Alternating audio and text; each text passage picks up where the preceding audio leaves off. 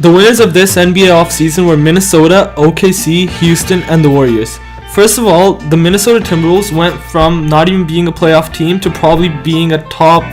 They could contend... Like top 4 team, yeah. Top 4, top 5 team. Yeah. I feel like they'll finish anywhere from 3, 4, or 5. And yeah, Tom Thibodeau actually did like an amazing job. He got players that he coached in Chicago like...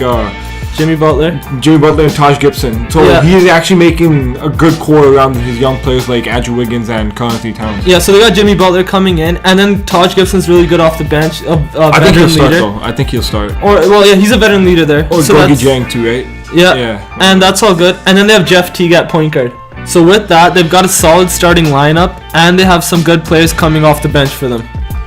Now moving on to Houston, anytime you get a player like Chris Paul, you won that trade because the Clippers actually only got Patrick Beverley, Sam Dekker, I think a couple picks just for Chris Paul. And even though we don't know how Chris Paul is going to play with James Harden, I still think they're going to get better because it's Chris Paul. Yeah, well, Houston also gave up Lou Williams, which is one of their bench players. Yeah, word. But they still have Eric Gordon. Yeah, so while you get a player like Chris Paul, an all-star like him, your team's obviously going to be better. I know that him playing with Harden, two guys that are really ball dominant, that's going to be tough to figure out in the first few games of the season. But moving forward, if they really click, I think that'll be good for them. Another team that won was OKC. They landed Paul George this offseason. All they had to trade for Paul George was Victor Oladipo and Domantas Sabonis. Yeah, so I know they're not getting Kevin Durant, but Paul George kind of fits that criteria where he's a longer small forward, power forward, kind of can play those positions, can defend, and can score. And now think about that 1-2-3 perimeter defense. They got Russell Westbrook at the 1, Andre Roberson, who is known for his defense, not his shooting. At number 3, we got Paul George. So Paul George and those 1-2-3 can actually contend with all the 1-2-3s in the league. Yeah, it fits in really well with their system and will make them a true contender. And now on to our last winner, which is obviously the Warriors. So they kept everyone they needed to keep. Yeah. They kept Iguodala. They signed Steph to a max deal while adding Nick Young. And KD took a pay cut to make sure all those players stayed. Yeah, so he did that. Well, that was obvious. We knew he'd do that. But then also they added Nick Young, another great spot-up shooter. Yeah, and they got a really good player from NCAA March Madness, Jordan Bell, as well. He averaged a lot of blocks that game, that tournament. Yeah, I don't know how much he's actually going to play for them, but good pickups. So now on to the losers of this offseason. Number 1, we got Indiana.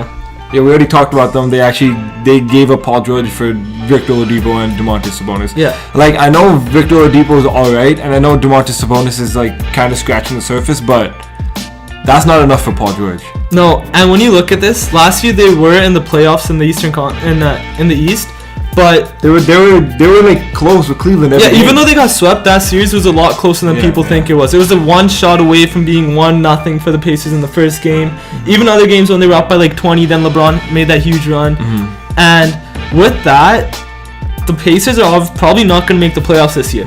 No. They're going to go from 8th in the East to nearly last in the East. Yeah.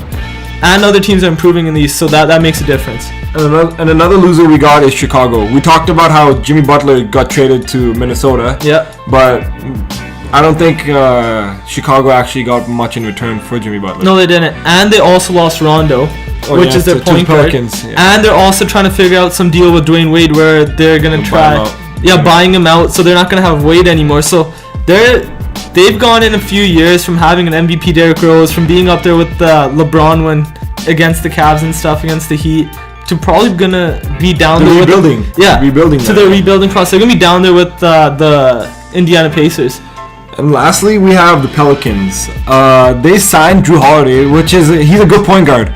But they signed him to a 5-year, $126 million deal. That's $126 million they could have spent on someone else. Yeah, they also got Rajon Rondo. And I think Rondo's better than Drew Holiday. Because I really think if Rondo played in the series against the Celtics, they could actually maybe won that series, or because they won the first 2 games with Rondo, then he got injured. Yeah, but no, just signing a point guard like Drew Holiday to that much money, when there's so many better options out there, especially in today's NBA that's point guard dominant, we got better point guards in the league, it just doesn't make sense.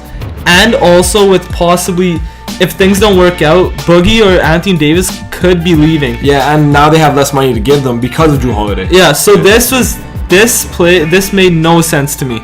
But other than that, those are our winners and losers of the offseason. Comment down below if you guys agree with these or if you think there's a different winner or loser. Other than that, like this video if you liked it, and subscribe.